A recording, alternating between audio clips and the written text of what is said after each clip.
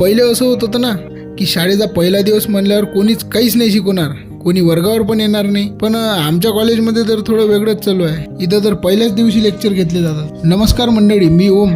आज खूप दिवसांनी एक व्लॉग पोस्ट करत आहो. ते म्हणजे कॉलेजचा थर्ड इयरचा पहिला दिवस. पहिल्यांदा नाही पण तरी वेगळंच वाटतंय. एक्साइटमेंट आहे पण काहीतरी शांत आहे.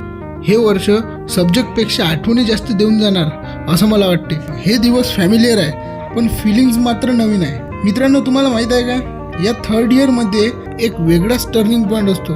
तो आपल्याला पुढं माहीतच पडणार आहे. पण एक आहे मात्र, मित्र, वर्ग, कॅन्टीन सगळं पुन्हा एकदा जिवंत झालंय. पहिल्या दिवशी एक वेगळंच समाधान असतं. पेन नवीन नसतो पण ॲटिट्यूड बदललेला असतो.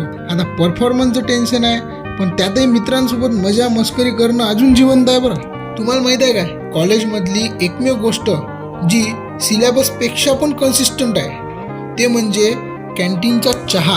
हे झालं आपलं मजा घ्यायचं. पण खरं सांगू काय, हे वर्ष खरं आहे मजा करायला आणि मेहनत करायला पण. कारण आता खरंच पुढं काय ते ठरतंय. ही 4 वर्ष म्हणजे फक्त शिक्षण नाही तर स्वतःला ओळखायचा प्रवास आहे. पहिले असं होत होतं ना की शाळेचा पहिला दिवस म्हणल्यावर कोणीच काहीच नाही शिकवणार, कोणी वर्गावर पण येणार नाही. पण आमच्या कॉलेजमध्ये तर थोडं वेगळंच चालू आहे. इथं तर पहिल्याच दिवशी लेक्चर घेतले जातात. मित्रांनो, आज पहिला दिवस होता. 2-3 लेक्चर पण झाले आणि थोडीफार मजा पण केली. आणि हो, अजून पण पुढं खूप काही बाकी आहे. हे फक्त थर्ड इयर नाही, हे एक नव्या जबाबदारीचं दार आहे.